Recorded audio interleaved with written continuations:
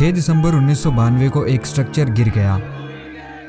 पूरी दुनिया शॉक में थी, लेकिन अगर मैं कहूँ ये मोमेंट तो बस एक चैप्टर था, एक ऐसी कहानी में जो 2500 साल पहले शुरू हुई थी। एक ऐसी स्टोरी जो इतनी कॉम्प्लेक्स है, इतनी लेयर्ड है कि आप अयोध्या के बारे में जो सोचते हो वो तो बस एक एंशिएंट आइसबर्ग की टिप है। तैयार हो जाइए क्योंकि आज हम राम की जन्मभूमि और एक कंट्रोवर्शियल मॉस्क, लेकिन जो आपको हिस्ट्री क्लास में नहीं बताया गया वो ये है, ये शहर कम से कम 7 बार कनकेयर हुआ, रीनेम हुआ, डिस्ट्रॉय हुआ और रीबिल्ड हुआ। इसने देखा है अशोका के स्तूपास के नीचे बुद्धिस्ट मॉन्क्स को डिबेट करते हुए, जैन पिलग्रिम्स को 5 तीर्थंकर्स की पूजा करते हुए, ग्रीक मर्सेनरीज को इसकी दीवारों की रक्षा करते हुए और कुशान इन्वेडर्स को इसकी टेम्पल्स को लूटते हुए। और सबसे बड़ी बात, सदियों तक किसी ने इसे अयोध्या भी नहीं कहा। इसका ओरिजिनल नाम साकेत था। एक बसलिंग मार्केट प्लेस था, एक रोड जंक्शन पर जहाँ खुद बुद्धा चले थे। तो साकेत कब बना अयोध्या, किसने बदला और ये शहर क्यों है 2500 साल की इंडियन सिविलाइजेशन को समझने की चाबी। चलो शुरू करते हैं बिल्कुल शुरुआत से।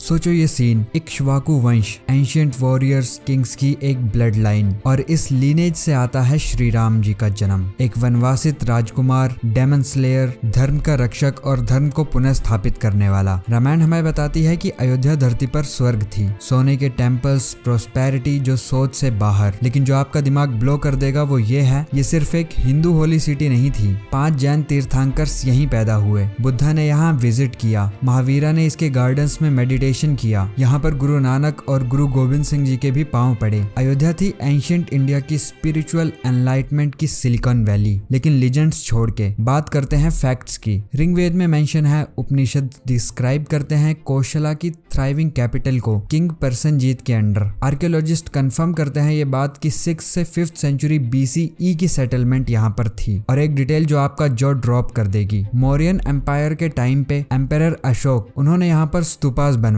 बुद्धिस्ट मॉन्क्स चैंट करते थे जहाँ आज हिंदू टेम्पल्स खड़े हैं। फिर कुछ अजीब होता है। 2nd सेंचुरी BCE के आसपास ग्रीक इन्वेजन के बाद नॉर्दर्न इंडिया टूट जाता है। एक मिस्टीरियस डायनेस्टी इमर्ज होती है, द देवास। इंडिपेंडेंट किंग्स जैसे धन देवा ये कॉइन्स मिंट करते हैं जो हिंदू और बुद्धिस्ट दोनों सिंबल्स दिखाते हैं। अयोध्या बन जाती है फेथ्स का मेल्टिंग पॉट। लेकिन सबसे बड़ा ट्रांसफॉर्मेशन वो तो अभी हुआ ही नहीं। 4th century CE Gupta empire अपने पीक पर है और कोई एक डिसीजन लेता है जो सब कुछ बदल देता है। साकेत, वो मार्केट प्लेस सिटी, रीबॉर्न होती है अयोध्या के रूप में। नाम रखा गया राम की लेजेंडरी कैपिटल के नाम पर। क्यों? क्योंकि गुप्ताज अपने आप को एंशिएंट ग्लोरी से कनेक्ट करना चाहते थे। खुद को वो राम के वंशज बताते थे। ये था एंशिएंट पॉलिटिकल ब्रांडिंग। लीजेंड्स के मुताबिक विक्रमादित्य, या शायद जिन्हें स्कंदगुप्त भी कहा गया, वो अपनी कैपिटल को यहाँ शिफ्ट करते हैं और असल में राम मंदिर के साथ साथ 360 टेम्पल्स बनवाते हैं, एक हर लूनर ईयर एक दिन के लिए। इमेजिन कर सकते हो ऐसे स्ट्रीट्स में चलना जहाँ हर कॉर्नर पे एक श्राइन हो, जहाँ हवा में अगरबत्ती और जैस्मीन की खुशबू हो, जहाँ स्कॉलर्स वेदास पर डिबेट करें और आर्टिजन्स डिवाइन स्कल्पचर्स बनाएं। ये थी अयोध्या की गोल्डन एज। लेकिन कोई भी सोना हमेशा नहीं रहता। 7th सेंचुरी के बाद अयोध्या बन जाती है एक पावर गेम का पॉन।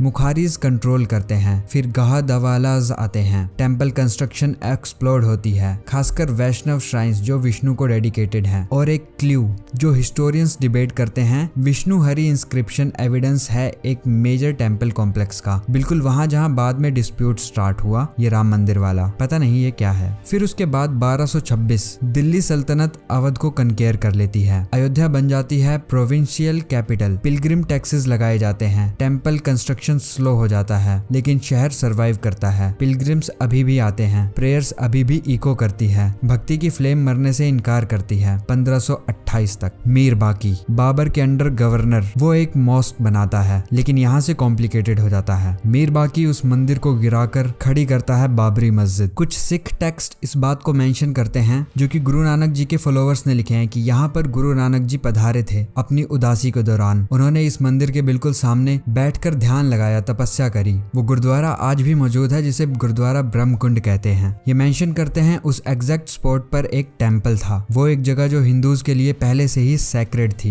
क्या वो डिस्ट्रॉय हुई, क्या वो अबेंडन हुई, क्या वो रिपर्पस हुई? हिस्टोरियंस आज तक आर्ग्यू करते हैं क्योंकि क्लियर नहीं हुआ कि वहां पर पहले मंदिर था या नहीं। हालांकि खुदाई में कुछ सबूत मिले हैं, लेकिन ये ज्यादा इंडिकेट करते हैं कि ये जैन टेम्पल के सबूत हैं। फिर उसके बाद सेंचुरीज तक शहर अपनी सांस रोक के रखता है। हिंदूज बाहर वर्शिप करते हैं, मुस्लिम अंदर प्रे करते हैं। एक अनईजी पीस 1853 तक। 1853 में पहली रिकॉर्डेड वॉयलेंट क्लैश होती है। ब्रिटिश प्रैग्मेटिक जैसे हमेशा एक फेंस बनाते हैं, इस साइड को डिवाइड कर देते हैं, प्रॉब्लम टेम्परेरली सॉल्व हो जाती है। फिर फास्ट फॉरवर्ड करें 1949 दिसंबर की रात, कोई रामलला की मूर्तियां मॉस्क के अंदर रख देता है। साइट लॉक कर दी जाती है। दोनों कम्युनिटीज प्रे कर सकती हैं लेकिन सेपरेटली, और ऐसे ही रहता है अगले 40 साल तक।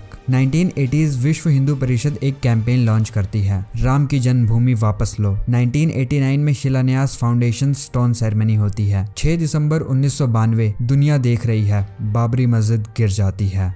लगभग 2000 लोग मर गए, एक नेशन डिवाइड हो गया। लेकिन जो आप नहीं जानते वो मैं आपको बताता हूँ। 2003 में archaeological survey of India site के नीचे डिग करती है। उन्हें मिलता है evidence, pillar, temple artefacts, structures जो मॉस्क से पहले के हैं। 2005 में टेररिस्ट अयोध्या पर अटैक करते हैं। वायलेंस फिर से भड़कने की कोशिश होती है बट वो फेल हो जाते हैं। 2010 में हाई कोर्ट जमीन को 3 पार्ट्स में डिवाइड करती है, 1/3 हिंदू, 1/3 मुस्लिम और 1/3 एक रिलीजियस ट्रस्ट को। इस फैसले से कोई भी खुश नहीं होता। फिर 2019 सुप्रीम कोर्ट हिस्ट्री बनाती है। 9 नवंबर 2019 को एक अनएनिमस वर्डिक्ट में supreme court dispute site Hindus को अवॉर्ड करती है और एक क्रूशियल चीज 5 एकड़ कहीं और मॉस्क के लिए एलोकेट भी करती। अयोध्या प्रूफ है कि हिस्ट्री कभी ब्लैक और व्हाइट नहीं होती। ये एक टेपेस्ट्री है फेथ्स की, डायनेस्टीज की, कॉन्फ्लिक्ट्स और रिकंसाइल। हर लेयर सच रिवील करती है और ये वो अयोध्या है जो स्कूल में नहीं सिखाते। अगर ये स्टोरी ने आपको शॉक किया है तो उस लाइक बटन को दबाएं। अगर watching, see you in the next one.